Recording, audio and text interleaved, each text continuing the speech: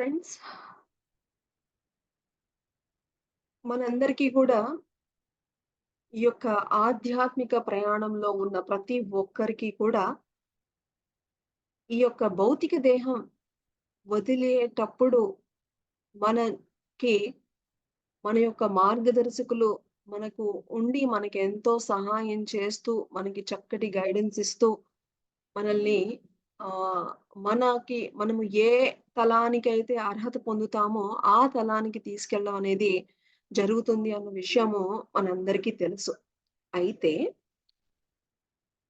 ఈ ఈ యొక్క ఈ యొక్క భౌతిక దేహము ఈ భూమి మీద విడిచే ముందు దానికి కూడా ఒక చక్కటి ప్లానింగ్ అనేది గూడా కొన్ని కొన్ని ఆత్మల విషయంలో జరుగుతూ ఉంటుంది.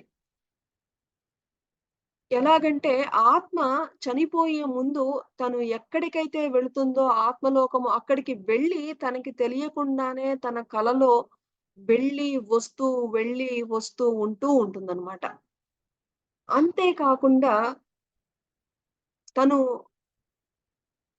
ముఖ్యంగా ఇక్కడ కొన్ని ఆత్మలైతే గనక వాళ్ళకి ప్రియమైన వారు దగ్గర ఉన్నప్పుడు వాళ్ళకి భౌతిక దేహము విడవడానికి చాలా కష్టంగా అనిపిస్తూ, ఎప్పుడైతే ఆ ఇష్టమైన వాళ్ళు, తమ మిత్రులు ఎవరైతే తమకి ఎంతో ఇష్టమైన వారు తమ పక్కన ఉన్నప్పుడు, భౌతిక దేహాన్ని విడవడం అనేది వాళ్ళకి కష్టంగా ఉన్నప్పుడు, ఎప్పుడైతే వాళ్ళు వాళ్ళ దగ్గర లేనప్పుడు భౌతిక దేహాన్ని విడవడం అనేది, ఆ భౌతిక దేహం నుంచి ఆత్మ వెళ్ళిపోవడం అనేది జరుగుతూ ఉంటుంది. ఇది చాలా విషయాల్లో మనం గమనిస్తూ ఉంటాం.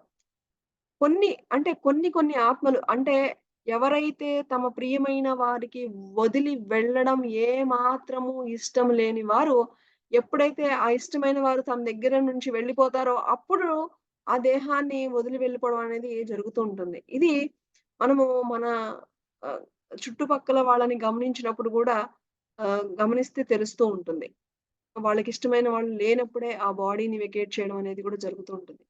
అయితే కొన్ని ఆత్మలు ఏ విధంగా ఉంటాయంటే, వారికి ఇష్టమైన వారికి వెళ్ళేటప్పుడు అంటే ఆహ్, ఎంతో ఒక ఐడియా ఉన్నవాళ్ళు, వాళ్ళేంటంటే వెళ్ళే ముందు బాడీ వెకేట్ చేసే ముందు వాళ్ళకి చెప్పి వాళ్ళిష్టమైన వాళ్ళు తన పక్కనే ఉన్నప్పుడు వాళ్ళకి వెళ్ళిపోతున్నాము అని చెప్పి మరి వెళ్ళేటువంటి ఆత్మలు గూడా ఉంటాయి మై డియర్ ఫ్రెండ్స్.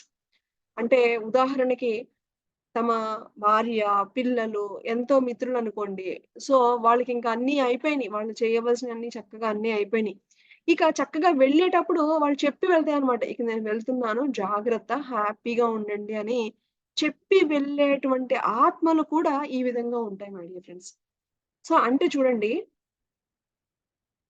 ఆత్మ ఆ యొక్క మరణం అనేటువంటి విషయంలో ఇది ప్రతి ఒక్క ఈ భూమి మీద జన్మం తీసుకున్నటువంటి ప్రతి ఒక్కరికి కూడా ఈ మరణం అనేది ఒకానొక ప్రత్యేకమైనటువంటి దశ అన్నమాట.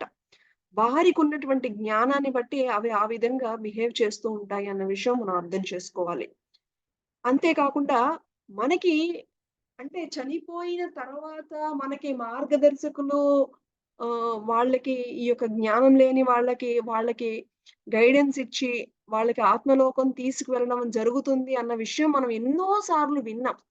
అయితే ఎప్పుడైతే చనిపోయిన వారి గురించి ఈ ఫ్యామిలీ మెంబర్స్ బాగా విపరీతమైనటువంటి బాధలో ఉన్నప్పుడు, వాళ్ళకి ఉపశమనం ఇవ్వడానికని కొంతమంది దేవదూతలు కూడా ఆ ప్రదేశానికి వెళ్ళి, ఆ బాధపడుతున్న వారికి శక్తిని కూడా ఇస్తూ ఉంటారు అన్న విషయము ఎంతమందికి తెలుసు.